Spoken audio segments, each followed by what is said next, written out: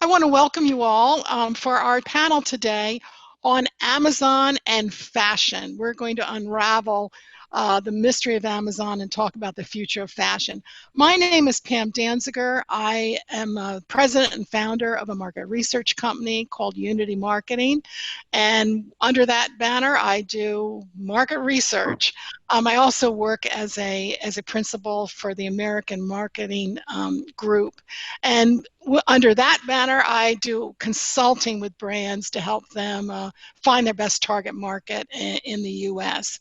I also am a contributor on Forbes.com, and I write a lot about fashion. I write about luxury. I write about home decor. I write about retail, and that's what keeps me in the loop for all things new and different. So I want to thank you for joining us today. This is going to be a lively discussion. I know all the panelists here, and we're going to be talking about Amazon as a fashion destination for consumers and a partner for brands who want to reach its over 100 million Prime members, not to mention the over 2 billion monthly visitors who visit Amazon worldwide on a monthly basis. It's widely reported that nearly half of all product searches on the internet start on Amazon. So if you sell blue dresses or comfy yoga pants or sneakers, crossbody handbags, or anything else fashion, then Amazon is a place that you ought to be, or at the very least, consider seriously being. That's what we're going to unravel for you today with our panel of experts. Joining us today is Leckie Roberts, an influencer, a blogger, a stylist, and she's been a host on television shopping channel QVC. Also on our panel is Brigid Foster, the Chief Operating Officer of casual footwear brand Soludos, where she manages finance, operations, and the company's sales channels, including Amazon. And of course, we have Laura Meyer, who you all know is founder and CEO of Envision Horizons. Laura has dedicated her business to helping brands be more successful on Amazon since 2017. So to begin today, each of you come to our discussion about Amazon fashion from a different perspective. Oh, and I see Geri has just joined us too. Geri Corrigan, she's a late arrival. Hi, Geri. Okay, well, we were going to go without you, but here you are. So let me introduce Geri Corrigan. She's the founder of NaveaStyle Communications, a full-service marketing consultancy for fashion and retail brands. And her resume includes working for such major fashion brands as Brooks Brothers, at least Taylor, and Saks. So let's begin our discussion today about Amazon fashion from each of yours different perspective. I'd like to ask each of you to first explain your experience with Amazon and how you may have worked with them in the past. And let's begin with you, Laura, because you actually worked for Amazon. Yes. So my history with Amazon officially goes back to 2015, where I worked for their media group in New York City. And while I was there, I really had the opportunity to see the help that brands needed when building a business on Amazon. And that's where the idea of Envision Horizons, my business, really conceptualized. So in early 2017, I founded Envision Horizons to really help brands holistically approach Amazon, everything from deciding and doing research on what products within their catalog would be best suited for Amazon. This is something that's very important within the fashion category. And then also helping them with their logistics, their marketing, and their overall brand presence. But in terms of being a consumer, that even goes back to my college days. I was an early Amazon Prime student back when. Well, I think, working to help companies, I know it is quite complex from my outside perspective. So I think it's a really important service that you do. And then Leckie, can you tell us about how you've worked with Amazon and your take on them? I would love to. And I've actually known Laura for quite a bit. And the fun part was I actually first was an avid consumer, I would say a professional consumer of Amazon products. I would just, get on there and just shop till you drop. And I think that was kind of my main introduction. So when I actually started blogging, it just seemed like a natural, integral part to, what I was doing. The first online platforms make it just seamless. So that has kind of been my quick introduction to Amazon. Leckie, we had a comment, and I know before we talked, maybe you could move closer to your mic. It's hard for some people to hear you. And for other people, I suggest you turn up your volume, because maybe that will help. Okay, and then Brigid, can you share with us your Amazon experience? Sure. So I'm on the brand side. I work for Soludos, which is a footwear company based in New York, and we used to sell to Amazon as a wholesale account, and we also sell to Shopbop and Zappos who are owned by Amazon, and we stopped selling to Amazon wholesale about 2 years ago, and then last year decided that based on the fact that half of all shopping searches start on Amazon, that we needed to have a presence. So we started kind of the path towards having a brand store. Which we launched. We got on Amazon in about January and launched our brand store in May. Okay. Has that been more successful and make more money for you than being a wholesale account on Amazon, or too soon to tell? I think it's a little too soon to tell, but a lot of the issues that we had with Amazon and their algorithms are when they were a wholesale account, we have a little bit more control as a brand store, which I think is kind of one of the topics we're going to talk through today, but it did help us take some control back around how our brand is presented online. Everybody needs control of their brand. So, and then Geri, can you tell us your background and your take on Amazon? Sure, I'm a long-time Amazon devotee from the beginning when it was just books, and I'm actually an Amazon influencer. Which I was telling Laura yesterday, I printed out the other night my sales over the last 2 years, and it really fell over. So you can see why I might be listening to that, although I haven't. I'm working on filling my influencer page. But it's become my fashion and beauty, healthcare go-to for shopping, especially in the times we're going through now. And I use it as the filler of basics. I sit on a lot of charity wars and big events. And for example, last year I was going to a big fancy charity event in Greenwich. I needed a big hot pink hat. Now, where are you going to find one of those these days? Departments just don't have them. So I pulled in a whole bunch from Amazon, found this amazing hat, paired it with a designer dress, went to the event. Everyone went nuts over this hat. I was photographed, and I'm proud to say, from Amazon. So, I love Amazon for that, for the rapid delivery, ease of returns. I also use a lot in my business for event and fashion show production, ordering everything from red carpets to lights to event supplies. So I'm 24/7 Amazon go-to. What I was interviewing someone yesterday, and they told me, what would we as a country have done without Amazon in this last crisis? And I mean, they really have been a public service, so there's no question about that. So no matter how you look at it, Amazon is an amazing company. Having started back in 1994 as an online bookseller, today they've become the #2 retailer in North America, behind only Walmart. Last year, Amazon generated $171 billion in retail in North America alone. I've seen estimates that Amazon controls between 40 to 50% of market share in all online digital sales. And the numbers add up to nearly 5% of all retail. With its retail dominance second to none, from this outside observer's perspective, and this surprises me, it seems to me Amazon has yet to crack the code in marketing fashion. So I'd like to turn to each of you and see how the evolution of Amazon as a serious fashion retailer is going, and where do you see it going? How is it evolving, and how do you measure it? And why don't we start with you, Geri, since you're on the camera right now? keywords here are marketing, fashion. And I believe that Amazon needs to think and act like a big department store in terms of marketing and, you know, strategically marketing to the existing and prospective customers as well.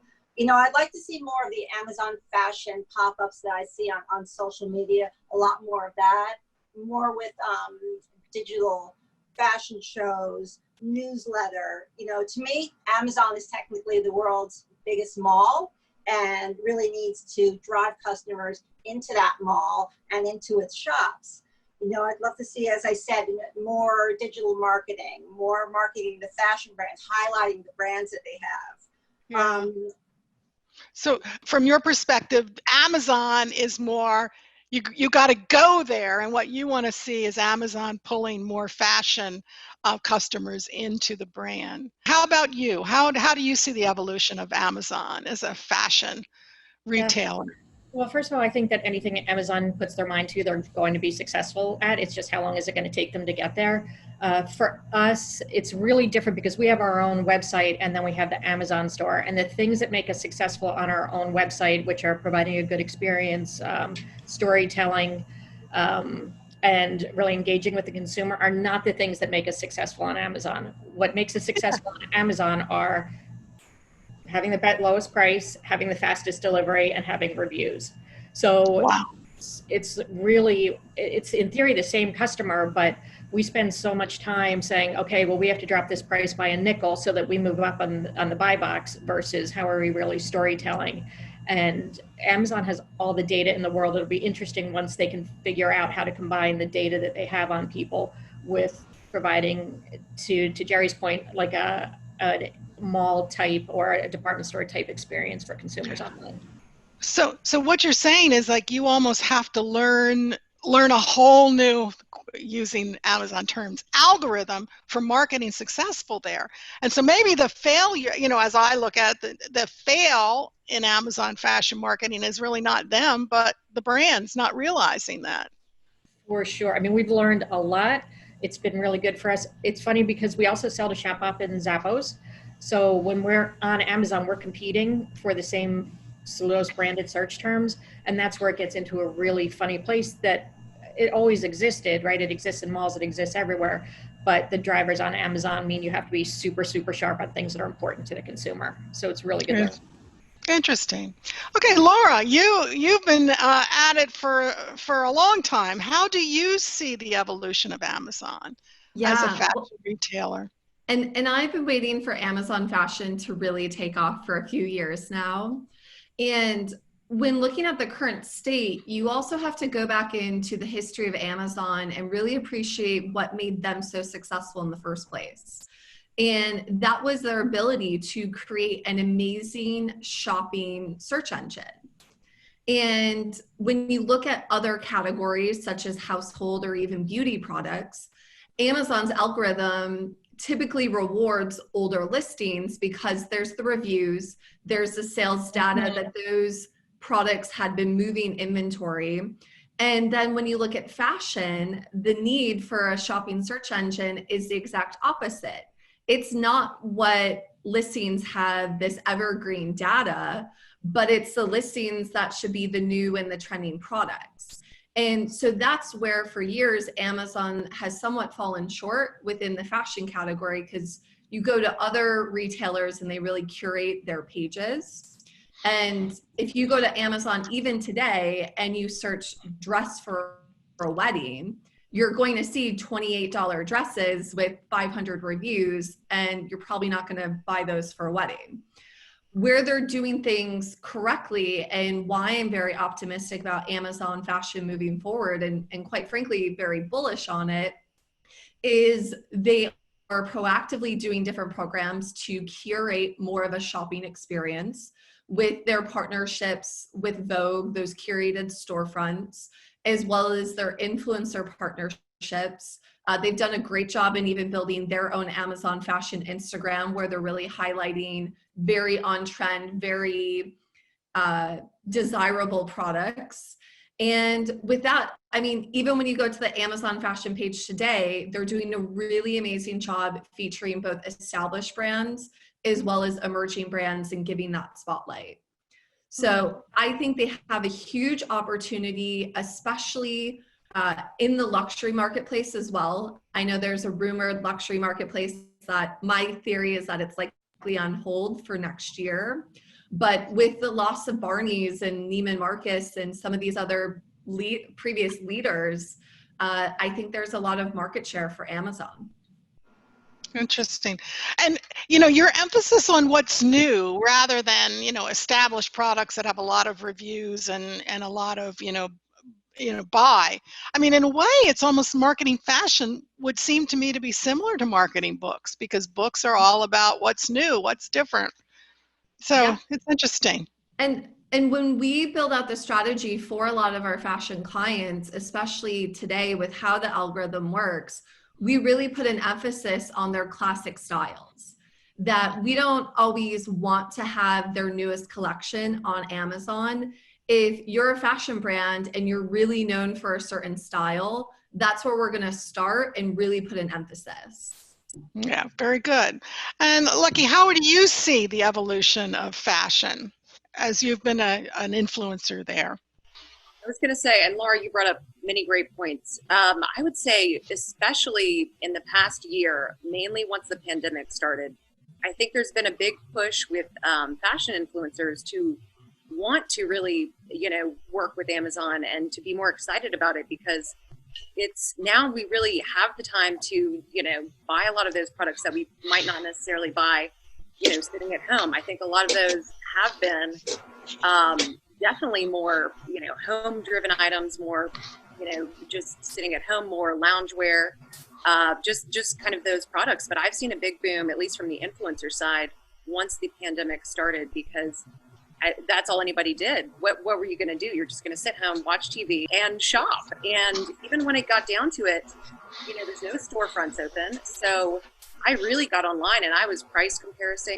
I'm a big, avid shopper, but I was, price comparing, and Amazon each time just ticks each box. And when I found that specific item was cheaper, I was like, add to cart, and it was just that easy. And I feel like the audience has come along for that ride as well. And it's just too easy. Amazon has made it too easy with their platforms not to purchase that way. So yeah. Excellent. As we look across retail today, through June, the fashion retail segment has been the hardest hit by the coronavirus shutdown. Apparel retailers' revenues dropped nearly 40% through June. No other segment in retail has dropped so far so fast. Has Amazon been a lifeline for fashion brands through the shutdowns, and can it be one for brands that are looking out for the rest of the year? I'm really interested in your take. Brigid, can we start with you, since you're right there selling?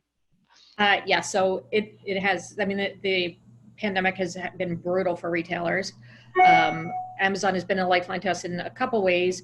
It's a new source of traffic, because it's really expensive to drive traffic to our own website. And I think not necessarily understanding how much people are shopping around, we know people are going to Amazon, so it's focused.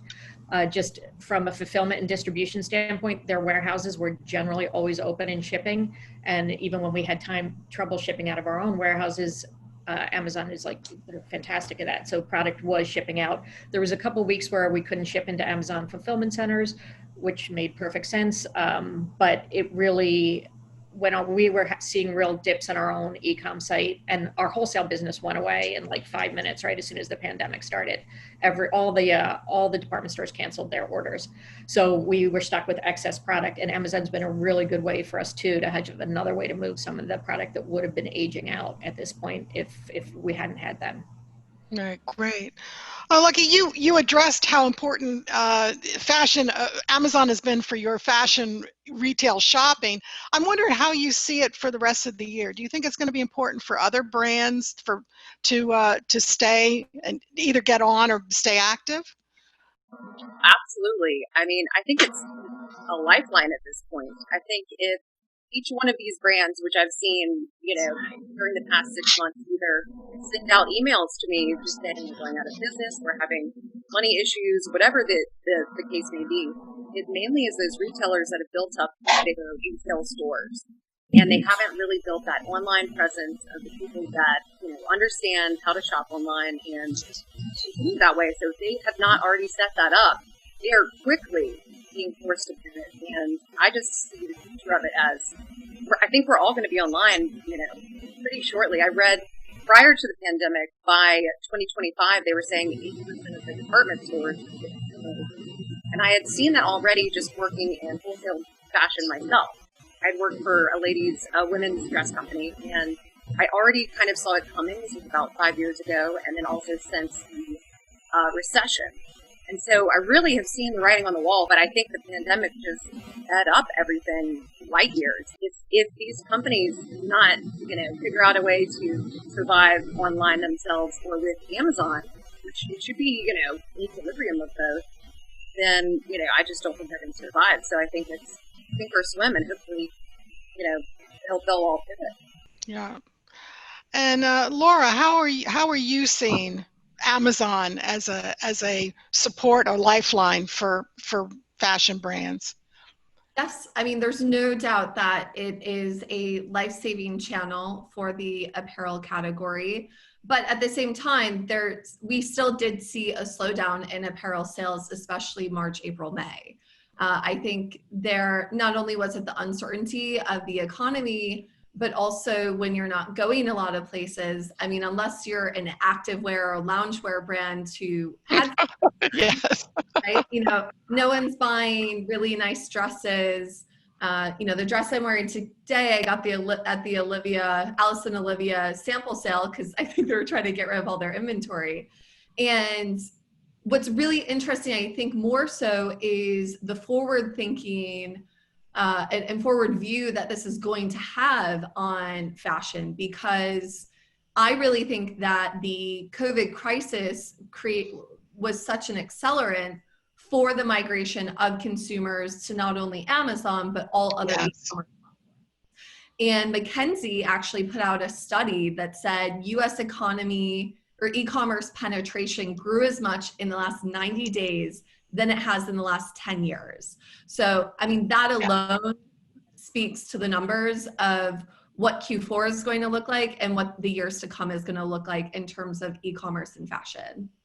Yeah, there's no question. I mean, shoppers are habitual. They're creatures of habit. And once you get used to buying this way, I mean, I recently, I never bought groceries online, but now I have done that. And, hey, it's easy. It's easier than having to schlep stuff home from the grocery store. So, and Geri, I just would like to get your take on Amazon helping fashion through the shutdown and through the rest of the year. Echoing a lot of what Laura and Brigid said, what I've been hearing from friends who have small designer businesses, have a brick and mortar storefront that was shut down, not getting the traffic to their own e-commerce sites, that Amazon has been a lifesaver to them. And certainly this time reminds me a bit of the late 90s, when the business world changed from wearing suits every day to going to casual Fridays and business casual. I used to do a lot of Dress for Success seminars, and everyone needed completely new wardrobes, because you can't wear it, especially with the work from home, Zoom, you can't wear your running t-shirt and shorts, maybe the shorts, but you have to have something new to wear. Yeah, you didn't need, so that I know that there's got, Lululemon and Peloton going, their stocks are going crazy. And I read that JP Morgan did a survey of what people were spending their stimulus money on, and that 24% said that the top 3 was new wardrobe on athleisure wear. So that's happening now, but I think once you've got enough stock in that, you'll be good. So we may see a slowdown in that, but I do believe that for Q4 will be just a very, very important, and will be a lifeline for business to get through and survive Q4 and the holiday season. And I didn't realize that Casual Fridays started back in the 90s. I didn't realize it goes that far back, and that's a long time now. It was that far back, yes. Okay. Our next question. I mean, Amazon, and they just put out a study of how they help small and medium-sized businesses, as they call them, SMBs. So it really is positioning itself as a big supporter of small and mid-sized businesses, claiming that they work with over 2 million independent U.S. businesses through the marketplace and selling 3.4 billion products in its stores. Yet many of the small and medium-sized businesses that I speak to don't necessarily see Amazon as their friend. Rather, they see it as a sworn enemy. How is this perception changing, and what is the real story? Is Amazon friend or foe for small businesses? And Laura, I'd like to get your take on that initially. Mm-hmm. Look, at the end of the day, Amazon isn't going anywhere. And unless you're a Nike or an Estee Lauder who has already the infrastructure to support their own massive e-commerce channels, Amazon, you're going to want to make your friends. And I'm probably pretty biased from my perspective, but I come from a small town retail family. I grew up working in my dad's hardware store. And if you don't embrace the change, then you're dead in the water. And like any relationship, whether it's personal or professional, if you don't put in the hard work and understand one another and how each other works, it's never going to be successful. And you're like any brand, whether you're big, small, or medium, will have a complicated relationship with Amazon. Because they are so big, their number one is focusing on protecting their consumer and the consumer experience. And sometimes that can cause frustrations for brands because these red tapes and blockades can occur. But I think it's really interesting. I actually just watched Jeff Bezos's testimonial from the trials that are currently going on. And, it does seem that Amazon is really picking up their end of the bargain and going after counterfeits. I think they probably got a little lax on it and then realized this is a severe problem, especially if we want to be in or having these very legitimate and established brands on our platform. But at the end of the day, I think there is absolutely an opportunity to utilize Amazon as a channel to acquire new business. I know some brands really worry about the cannibalization from their own website to Amazon, but when done correctly, it can really be a well-working symbiotic relationship. Interesting. And Geri, how do you feel about Amazon as a friend or foe to small business?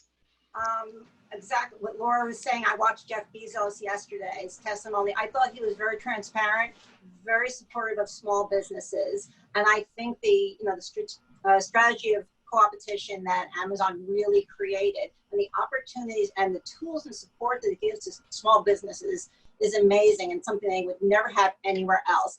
And to have a presence on a platform of one of the most valuable companies in the entire world, and to be able to reach an audience that you'd never ever be able to reach, I think is incredible. And I think just the future will just grow. And for small and medium-sized businesses, it's an incredible opportunity. Great. And Leckie, how do you see it? Friend or foe? It's interesting hearing so many different smaller brands that I've worked with, call Amazon the devil.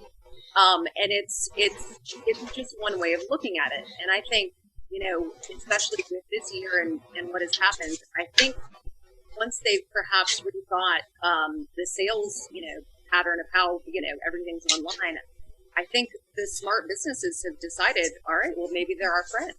Because I think exactly what you said, the search engine, the different ways that you can get discovered on there, I think it's just so pivotal for any brand. So I think I've seen a lot of change in attitude from some of the smaller brands, and they're kind of seeing them more as a friend now. Yeah. So it's evolving.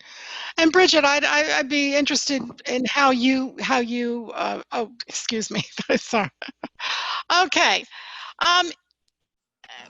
Well, yeah, but I do want to follow up with Brigid. The sales data, one of the things that people complain about is that Amazon controls the customer relationship and controls, that you can't really reach out. So how is that working for you?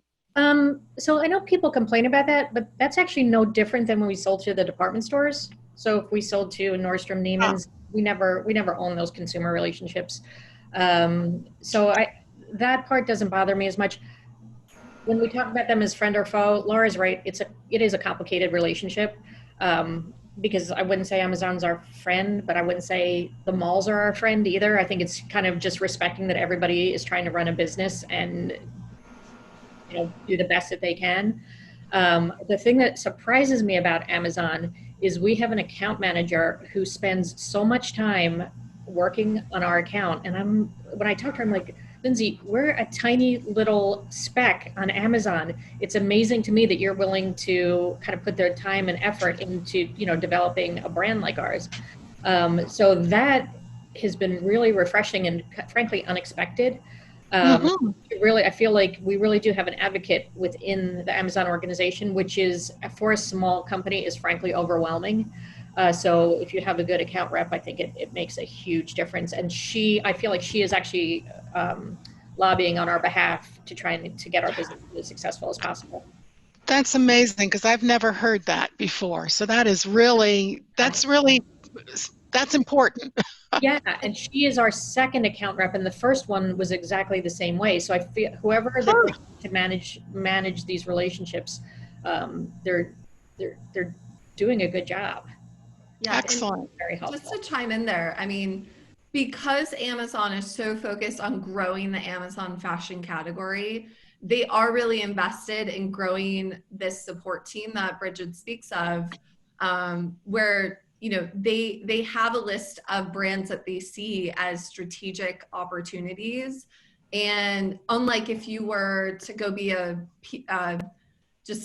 another beauty brand listed on Amazon, although they also give support in that category as well, Amazon's really here wanting to make these fashion brands successful. That is great to know. Okay, I recently did an article on Forbes.com, and we were talking about a lawsuit of a beauty brand that related to Amazon, even though Amazon was not involved in it. But the lawyer said to me something to the effect that if you're a luxury brand, Amazon is the last place that you want to be. But there are new initiatives from Amazon, which, Laura, you spoke to earlier, that could make it a much more attractive partner for luxury and more premium fashion brands, including The Drop, the Vogue partnership, and the Big Style Sale. And Laura, since you work on it and you know Amazon intimately, could you briefly explain each of these programs before we turn to our other panelists to give their assessment of them? Of course. Yeah, so when it comes to The Drop, this was a big initiative for them in growing the relationship with influencers. Other retailers have done collaborations with influencers in the past, and this is a really impressive program that Amazon's put together where they collaborate with the influencers themselves, and then Amazon is owning the full supply chain, helping with the promotion of the collection. And then what's really amazing is once it's sold through, it's done. So in a way, it also has a sustainability component to it as well. In terms of the Big Style Sale, I feel like Brigid will have really good insight here, but this was their first ever, in my opinion, kind of like sidewalk sale days type event where it was their first truly fashion-centric sale. I think because they had to postpone Prime Day to October, this was another way to get some incremental traffic to Amazon in July. I think, like anything, I was with Amazon when the first Prime Day launched, and it was kind of mediocre, right? Like there were a lot of articles calling it like Amazon's big garage sale. But then you look to see what they've done today, and it's a really impressive program, and other retailers now copy that same concept. So I think there's potential here for something very similar to happen with the Big Style Sale. And then, as it pertains to the different storefront collaborations and the featuring of emerging and somewhat more expensive designers through the Vogue storefront, this is also very exciting. And there's no question that having the Vogue stamp of approval is very important within the fashion category. No question. Well, Leckie, how do influencers work with the drop, and how do you become a partner in that drop opportunity? Many different influencers become a part of this, and it kind of makes it like, kind of telling the storyline from the influencer, because each influencer puts a little bit of their own design into it and their heart into it. It's essentially storytelling in the same regard. So it adds a little bit of that to Amazon, but as well as just kind of making it, on a wider scale. So Laura basically echoed everything that I would have said as well. But in terms of luxury, I would really love to see more of that online in general, because I found luxury items have been harder to find, especially online throughout this pandemic. They basically made it impossible. Usually it's through stores or through, somebody in sales at a store. So I think as we continue to grow, I think hopefully Amazon will take on the luxury category just as seamlessly. Influencers have just definitely been an integral part of helping kind of tell that story, perhaps a one-on-one, but in the realm of Amazon. So I think it's just been such a natural progression, really. Excellent, excellent. And Brigid, tell us about the big style sale that Soludos participated in, because I'm real interested in that, how that may become the fashion's prime day on Amazon in the future. Yeah, I mean, for us, it was great. I think I mentioned earlier that in March, all our wholesale accounts canceled all of their orders. So we were stuck with really good, but at current season inventory, and saying, how are we gonna move through all this inventory? And when we started talking about the big style sale, it was a great opportunity for us to really present a super sharp price point for some of our best product, and got a lot of marketing support from Amazon. So from a discovery standpoint, it was great for us. People who had never bought Soludos before had learned about the brand and purchased. And from liquidating some excess inventory, it was great. So I think it was a really a well-timed partnership between Amazon and brands who are just trying to find solutions in this crazy. Yeah, filled the gap. That's great. And Geri, how do you see your perspective on the Vogue partnership with Amazon elevating its fashion authority? Well, I think anytime that you have the opportunity, the partnership with Vogue, it just elevates your brand globally. And Vogue has a long time been very supportive and helping the retail community get back on its feet. For instance, back in 2009, during the recession, the stock market crashed. They created a big event, if you remember, Fashion's Night Out, which got people back into the stores and then boosted the morale of the stores and of consumers. Actually, was a big part of that. We then the next year we took it out to Greenwich, Connecticut, and it became not just supporting Saks, but all the shops, and it trickled down to the mom and pop shops. And we continued. It became a major, thousands of people, a big community event, which then really helped get the designer and the luxury business back on track. And I think this partnership with Vogue is really going to help that industry, which people don't, general public maybe might be, the design, they're fine, luxury, but luxury is really struggling. And these designers that Vogue has brought in so far, I think it's an amazing opportunity for them. And I'm really excited to see what they'll do during Fashion Week. Will they be streaming? They should be streaming their fashion shows, their presentations. It's just such a amazing and easy a partnership that and think that the cross marketing that these high-end designers will have with the whole Amazon the audience. Yeah. So for that, it's a win-win all along. And I agree with you. And isn't it interesting that Amazon, they are so advanced when it comes to technology, and and I think of Vogue, I still think of it as a magazine. So not that they're not online, but I think it really will help pull Vogue through to a more technologically advanced future too, don't you think? Oh, absolutely. Absolutely. It will change the whole fashion industry business, I believe. Yeah, interesting. So my final questions, and we want to leave you with some positive news. You all believe that Amazon can be a valuable partner in reaching consumers and building a fashion business. So I'd like to ask each of you to give advice to others about how they can grow their fashion business by working with Amazon, and sort of, the things that you would say, advice you'd give for other brands. And Leckie, can we start with you?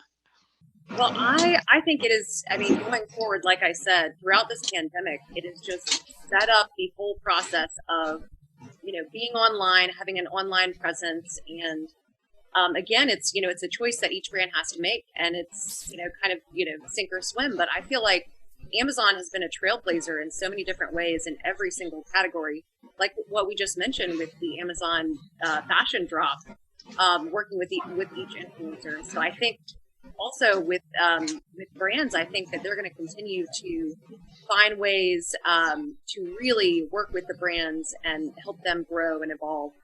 And I think will only benefit them in the long run to really partner with Amazon, because I think they are the future. There's no doubt in my mind. The writing is on the wall. It's very clear. Yeah. So get in there early or be left behind. And Brigid, what advice do you have for other fashion brands? Yeah, I guess my advice would just be to stay open-minded to it. When we stopped selling on Amazon as a wholesale account, we were pretty anti-Amazon for a while. And then it's kind of putting your ego aside and saying, okay, what is the best way to get a new customer? So, we've only been on since January, our shop since May, but we have seen growth. We have seen new customers. So far, we haven't seen cannibalization on our own site, which has been important for us. But they're going to figure it out, and they're going to be better than probably any of us could do individually. So it's just figure out how to work with them. Right. Well, like I've heard Jeff Bezos say something to the effect that, fail often, but always fail forward. So they are really always trying something new and something different. And that's, I think, ultimately the secret of their success, because they're not afraid to take risks. And so many brands are.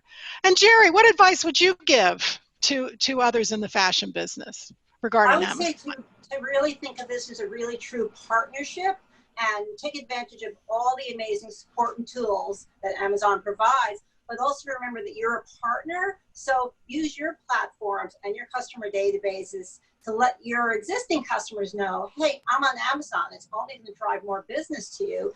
And also think of it, with the one view, how you would one view customer, and, do the same things. Think about, customer service is key. Thank you notes, loyalty, rewarding customers who are, big spenders and loyal shoppers too. So think of the Amazon customer that way too. I don't see that much yet from shops or brands, and I would love to, and it would make me shop those brands a little bit more. So I think just really think of it as a great, great partnership that will only help to grow your business. Excellent, excellent. And Laura, before we get into questions from our audience, I'd like to ask you your advice, because that's your business. You give people advice. I could probably take up the whole hour just speaking to this, but in general, it comes down to a few key things, especially as a fashion brand on Amazon. The first and most important thing is really making sure that you're choosing the right products within your catalog to sell on Amazon. And to Brigid's point earlier is, not being afraid and open to new ideas. We also encourage some of our clients to even create Amazon exclusive SKUs, where if there's a really high performing style that maybe is considered old on their own e-commerce, but there's great traction on Amazon, potentially rolling out some Amazon exclusive fabrics or colors or so forth. The other thing is really putting an emphasis on having the right type of content on your Amazon listings. It is different than the type of content that you are going to have on your own website typically. It needs to be informational. It needs to be transactional. You want to make sure, in most cases, you're hoping this is an incremental brand. So you want to make sure that they have the right sizing information so that when they make those purchases, they're happy with those purchases and they're then leaving positive reviews. And then we also, in some categories, the Amazon storefronts aren't as important. For fashion, we are seeing great importance to having a well-designed and well-optimized storefront, branded storefront that is. And then really using and leveraging Amazon's advertising units. They've rolled out some amazing new functionalities and creative this year that we are very excited about. Amazon has introduced more video opportunity, which for fashion, I think is even more exciting, which is why our previous webinar was actually on video marketing. So I think, like anything, you want the Amazon experience to still be on brand, but it does have to be tweaked slightly to compared to some of your other channels. Okay. Well, if anybody has any questions, you can use the chat or the Q&A panel or box on your panel to ask questions. But before we do, Laura, I'd be very interested in knowing, you mentioned the storefront, the chance that you get, not just to be in the marketplace, but to have your own branded storefront. How big a fashion brand do you have to be to make that a feasible choice, a feasible business opportunity? I mean, look, we've worked with brands that are brand new and super scrappy to multi-billion-dollar brands where it takes a little bit longer to push some things through. But it really just depends if you're looking to do it yourself or if you're looking to have some external help. That obviously changes the financing of it all. But if you have your brand trademarked, there's a lot of amazing merchandising and marketing that you can do that, similar to a Shopify store where the founder built it themselves and then they've really built a great brand behind it. You can kind of do the same with Amazon.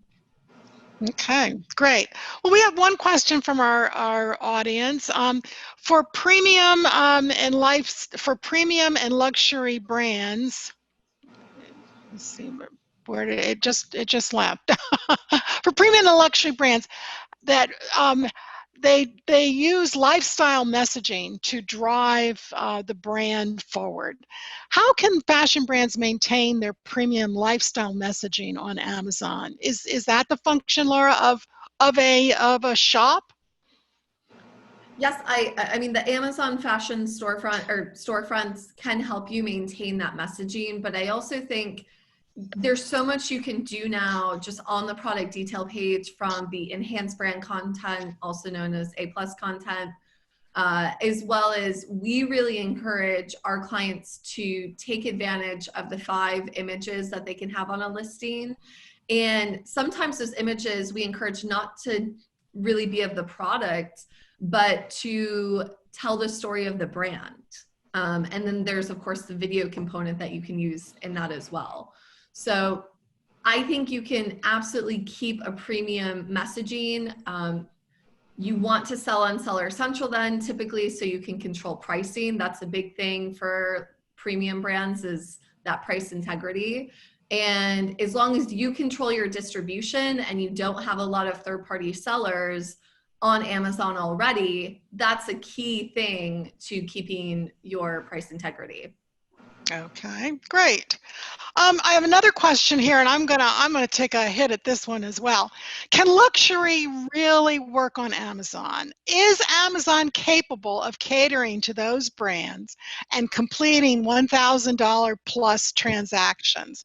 And I'm going to tell you, absolutely, you can sell expensive things on Amazon.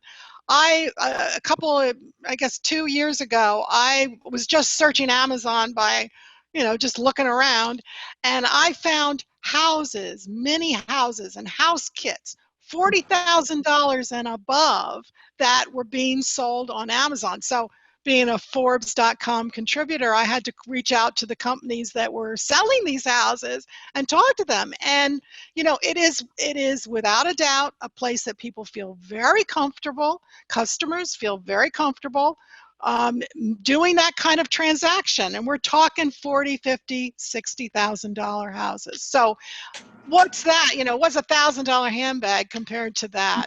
But I'd also, Geri, maybe you have a perspective on this too, because you worked with Saks, and you're from that luxury arena. How do you feel? Well, I agree, because people are buying luxury goods online through Saks and through Neiman's and through, designer product through their shops anyway. So it's buying online, buying it on Amazon. I did read recently that the first, the foray was to see if, luxury beauty products would sell on Amazon. And of course they did right away. I started, and since I've been home, pandemic home, I'm not going out to the department store to pick up, my Chanel eyeliner. So I've been buying everything. So that was a great, I read that, for Amazon, that was a very positive, and that partnership with Vogue, and absolutely you'll be able to sell, dresses. And Laura mentioned before, hey, wedding gowns, bridesmaids, I think you'll be able to sell anything on Amazon. Yeah. I agree with you. I mean, the fact is, affluent people have Prime memberships. We've come to completely depend upon them. And so we can depend upon them for $1,000 handbags too. The next question comes to Brigid. Do you find that your customers fall into a different target market, or is Amazon just another channel to reach your existing customers? That's a really good question. We've not seen cannibalization on our own site from selling through Amazon, which makes me think that it's customers that we wouldn't have gotten through our own e-com site. If they're in our direct target market or outside of our target market, I can't tell, but I do believe they're incremental to what we would have done without Amazon. Great. And we have another question. This is way outside my comfort zone. When can you expect to see on-demand, augmented reality, and 3D printing made possible on Amazon Fashion?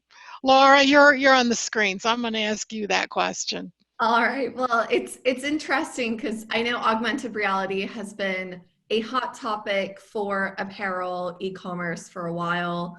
I know Target's even invested a lot of money behind this. I think we're probably a good 3 to 5 years away from it still. Amazon could surprise us and roll it out much quicker, but it's very complicated in terms of rolling those things out. I think there was even a period where they had rolled out the 360 views of products, and then they pulled back on that. Mm-hmm. So we'll see. I think you can currently, with the Amazon app, when you're shopping for furniture, you can actually use the Amazon app and see augmented reality of furniture in your home. So I think that's one way, but it's a little bit different when you have to do a full body scan and see how it fits your curves. Yeah. Okay. How can brands make sure that they're staying up to date and not missing out on the new opportunities Amazon is releasing? Maybe you're the one to answer that too, Laura. Yeah, I mean, when it comes to being in the know, it's just that. It's a fast-moving industry. It's a fast-moving marketplace. And I mean, look, we do this for a living, and there's still some things where we're, it may be a few days before we know about it. I personally geek out because I'm on all these different Facebook groups and LinkedIn groups, one's of big brands, one of independent sellers. So it is a full-time job to keep up with it all. And I think the key thing is when it comes, if you're a brand really exploring to go on Amazon, the key thing is to have a conversation with someone from the Amazon fashion team beforehand to see if you are eligible to receiving an account manager, like Brigid explained earlier. And I'll just throw this out there. If there are any brands that are attending that are curious on this, we're happy to even help you make some introductions to those Amazon fashion reps. We work very closely with them and see if there's an opportunity there, because with that, it's then managing that relationship and seeing what new things that they're working on and seeing how you could be potentially compatible. But there's no question that sometimes it's just getting invited to things. Right. you know, there is kind of this like inside party that you sometimes have to poke your head around and figure out how you can get in. Yeah, well, fashion people are used to inside parties and getting Right. there. Well, with that, I want to thank all of our panelists for sharing so generously, and Laura for hosting this event. And I just hope that we can come together again in another 6 months or so, maybe by the time we're back in stores or out of quarantine, but come back together again and catch up on what's new and different on Amazon after, or into fourth quarter or next year. Thank you. Thank you very much.